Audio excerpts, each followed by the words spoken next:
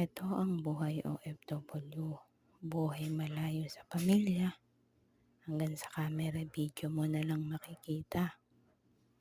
Pero kahit papaano, may sayang dulot para sa pamilya.